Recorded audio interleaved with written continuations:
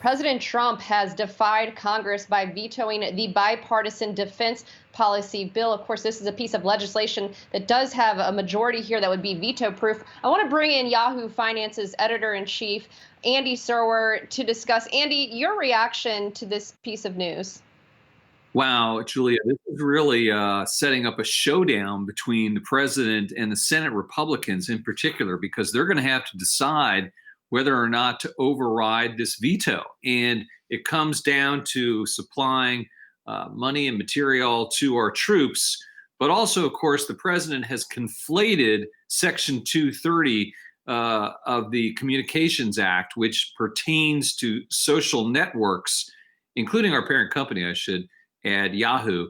And it's an interesting little move that the president has made, because what he's saying is that if this part of the Communications Act, Section 230, is not repealed, then it allows foreign actors like China and Russia to be able to come into our internet and basically pose a national security threat. Now, a lot of people say Section 230 and the defense bill have nothing to do with each other at all. So it's going to be an interesting time next week when Congress comes back.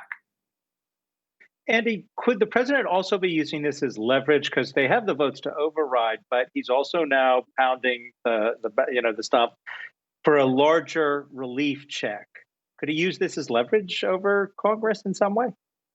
Yeah, I mean, Adam, you're absolutely right. It's very curious here what the president is really up to. I mean, clearly he's stirring the pot with both this and, of course, not supporting the stimulus package. I mean, these are two huge moves late in his lame duck presidency.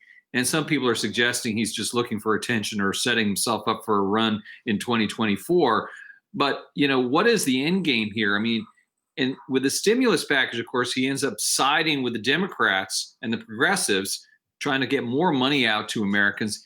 Here, he's going up against his own party.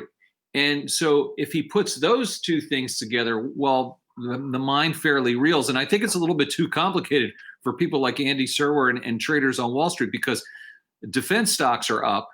Social media stocks are up for the most part. Twitter is down a little bit today, but the stocks didn't really move at all on this news. So I think, unlike the early days of the Trump presidency, when he would strike fear into CEOs' hearts and make their stocks crash, that is not happening here today. Andy, what about the two Republican senators running for re-election in Georgia? What kind of position does this put them in? Between a rock and a hard place, Adam, right? I mean, on the one hand, the rhetoric here is you are not going to support the troops, right? Which would mean not overriding the veto, you could argue, means not supporting American troops. Siding with the president, that would be.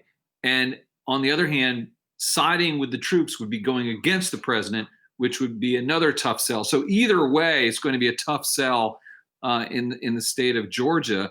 And it just puts Mitch McConnell and his crew in a very untenable situation.